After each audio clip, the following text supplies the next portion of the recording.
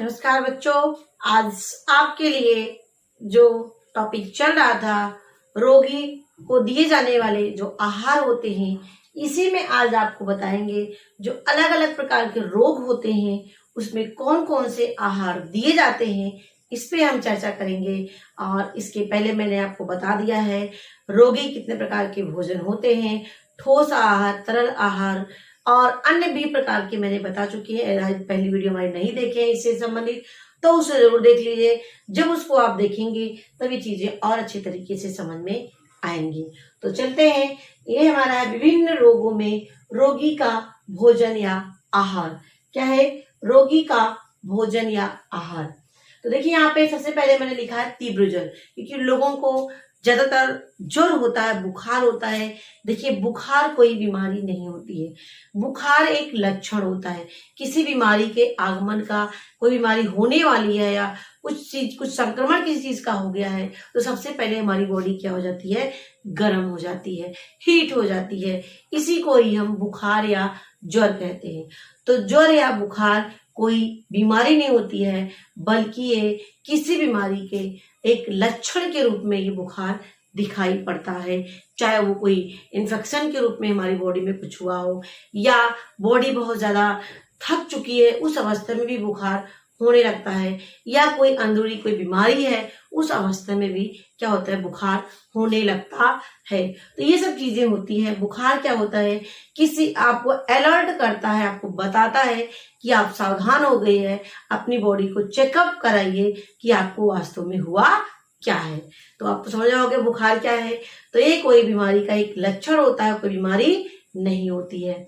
ठीक है। तो तीव्र ज्वर यानी बुखार जिसको बोलते हैं, जब ज्यादा बुखार हो जाए तो इसमें कौन सा आहार देते हैं? तो देखिए हमारी बॉडी क्या इतना गर्म होती है? 98.4 डिग्री फ़ारेनहाइट। कितना गर्म होती है? 98.4 डिग्री फ़ारेनहाइट गर्म रहता है, यानी इतना हमारा टेम्परेचर सामान्य रूप में होता है, जिसको हम 37 डिग्री सेल्सियस भी कहते हैं। सेल्सियस में और फ़ारेनहाइट में क्या कहते हैं? 98.4 डिग्री फ़ारेनहाइट। ठीक है।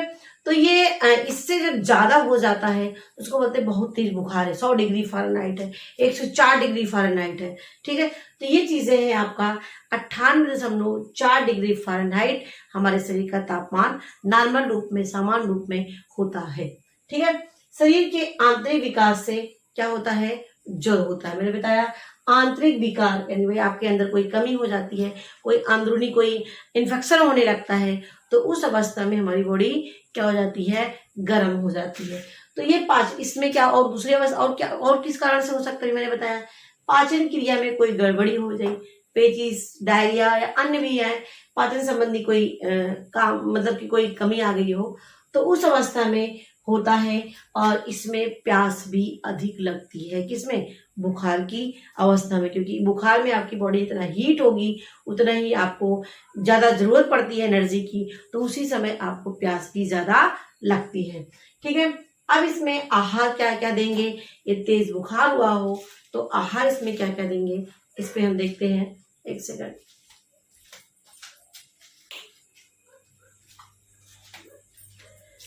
तो देखिए यहाँ पर जो आहार में कैलोरी, प्रोटीन, विटामिन, खनिज लवण, यानी इसमें आपका वसा छोड़, क्या?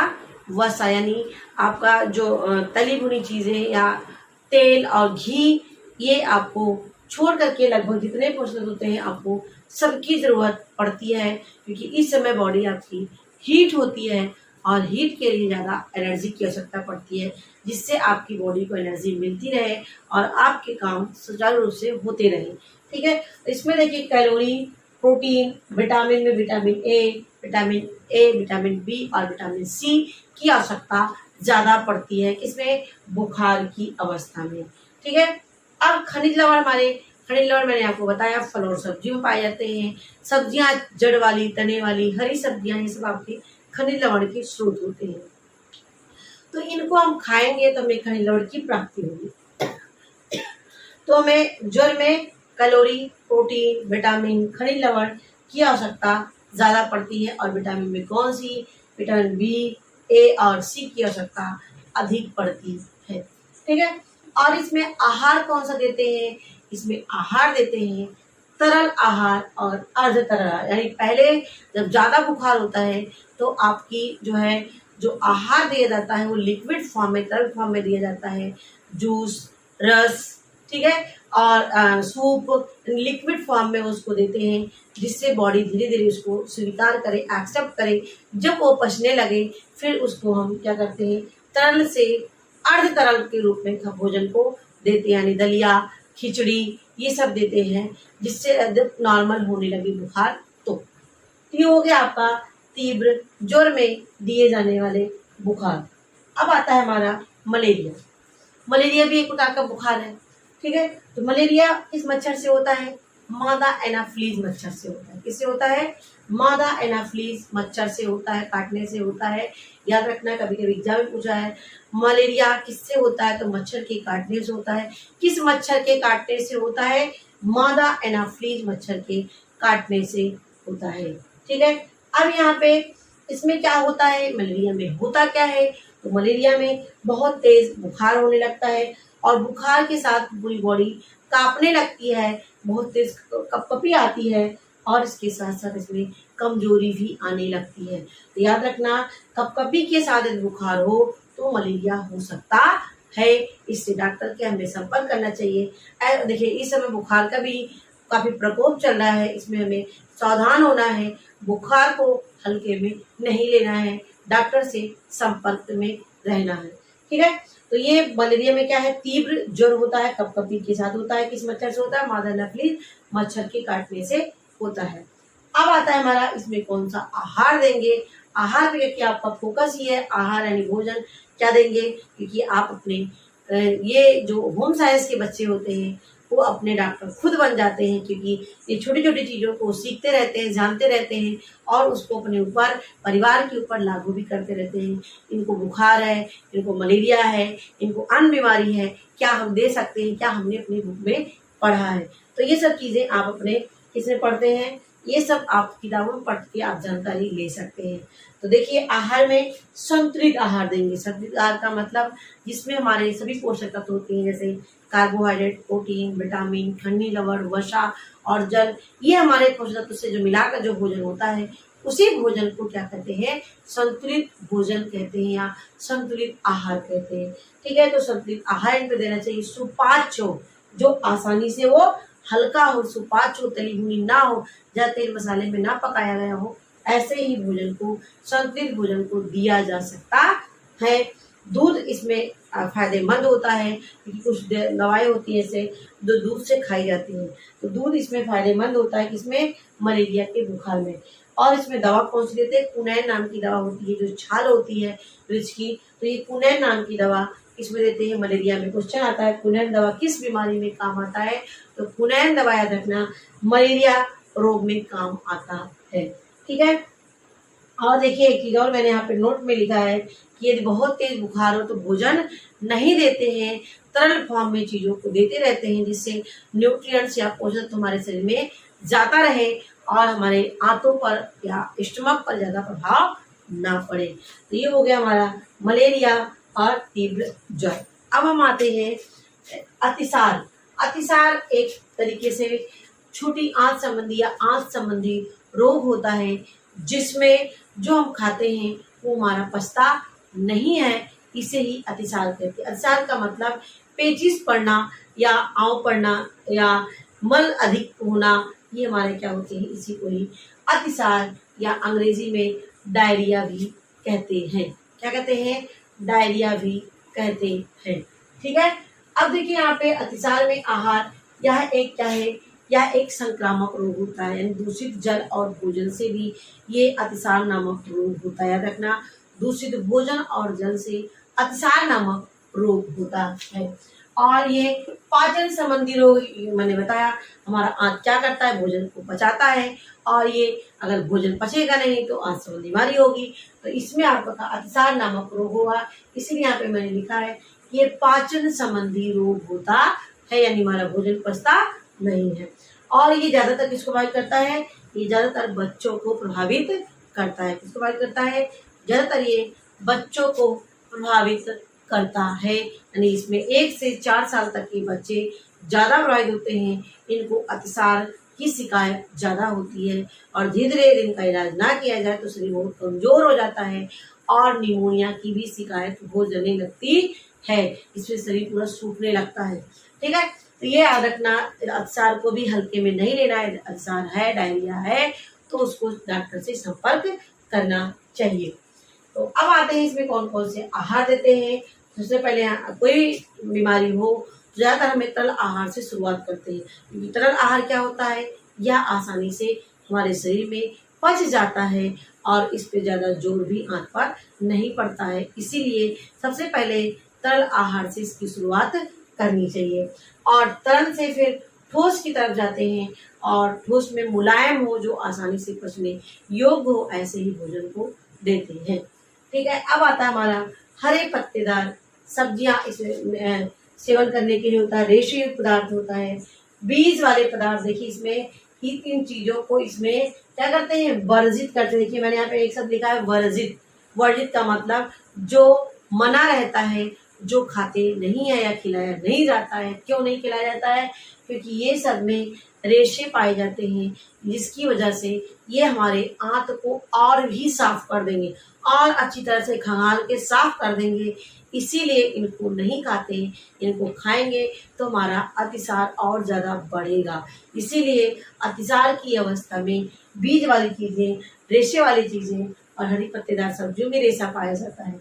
और फल, मिर्च, मसाले, इन सब चीज़ों यानी बीज वाले फल, इन सब चीज़ों का सेवन नहीं करते हैं अतिसार में, जिससे आंत संबंधी जो अतिसार है वो जल्दी से जल्दी ठीक हो जाए। तो वर्जित का मतलब जो चीज़ का मना हो उसे ही वर्जित कहते हैं। ठीक है, अब आता है इसमें दही, खिचड़ी, फटे दूध का पानी, केला, ये सब हम दे सकते हैं। यानी ये देना सही है, लेकिन ये देना सही नहीं है, ये याद रखना, क्योंकि इसमें रेशे पाए जाते हैं और रेशे हमारी आंत को साफ रखने का काम करता है और अतिसार में पेट को और ज्यादा साफ कर देगा, कोई भी डाइजेस्ट नहीं होगा। ठीक है, इसलिए इसको नहीं खिलाते हैं। और इसमें प्रोटीन, विटामिन, खनिज, कैलोरी, इन सबको पर्याप्त मात्रा में देते रहना चाहिए, जो सुपाच्य हो, पचने योग्य हो, कोमल हो, तला भुना ना हो, ऐसे भोजन को देते रहना चाहिए। तो ये हमारा हो गया क्या, अतिसार में आहार। अब आता है मियादी बुखार।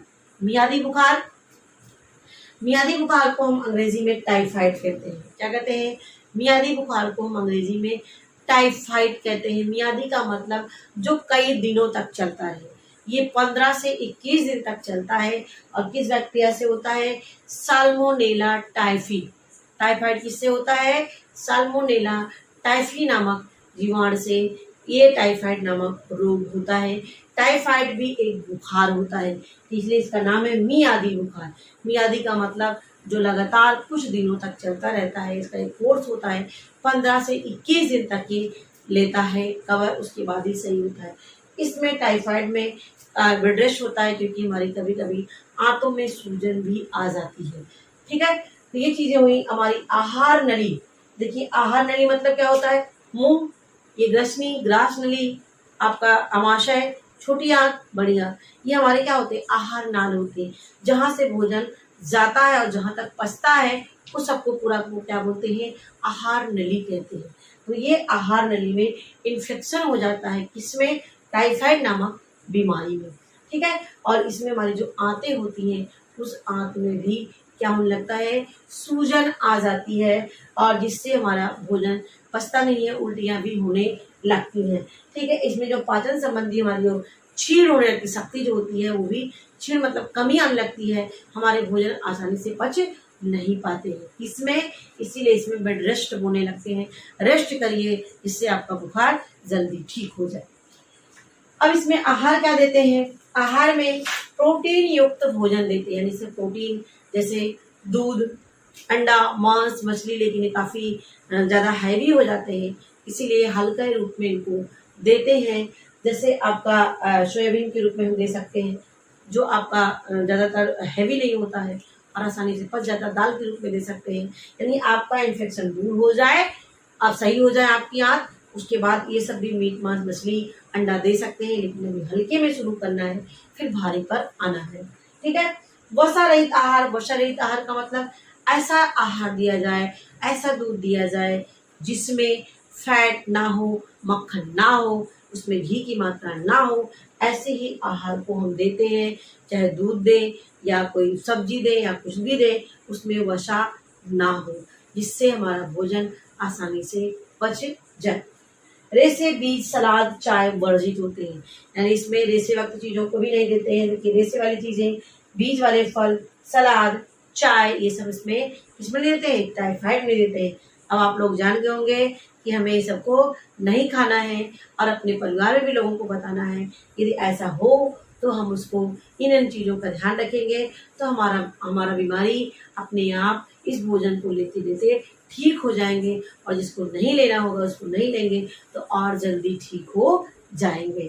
ठीक है, तो अर्ध तरल आहार मैंने आपको बताया। अर्ध तरल आहार लेते हैं जैसे आपका दलिया, खिचड़ी, सूप, उसमें मतलब उबाली हुई सब्जी, इस तरह से लेते हैं अर्ध तरल आहार के रूप में, जिससे वो आसानी से पच जाता है। और कैलोरी युक्त आहार, ऐसा आहार जिसमें हमें एनर्जी मिले और ऊर्जा काम करने की या वो चलने फिरने की, तो ऐसे आहार को भी इसमें लेते हैं।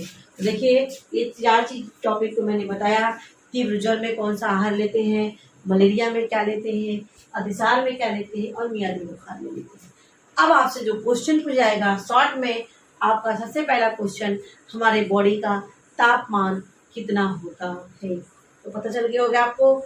दूसरा क्वेश्चन है कि मलेरिया रोग में क्या कौन सी दवा देते हैं, कौन दवा देते हैं। तीसरा क्वेश्चन, मलेरिया किस मच्छर के काटने से होता है, मादा एनाफिलीज मच्छर के काटने से होता है। तीव्र ज्वर में कौन सी विटामिन देते हैं, विटामिन ए, बी और सी की मात्रा बढ़ा देते हैं। अब नेक्स्ट क्वेश्चन आपका आएगा कि अतिसार में क्या क्या चीजें मना होता है या क्या क्या चीजें वर्जित होती हैं। तो ये जितने भी आपके रेसे वाले, बीज वाले चीजें होती हैं, ये सब क्या होती हैं, ये वर्जित होते हैं। क्या चीज लेना चाहिए मैंने यहाँ पर आपको बता दिया।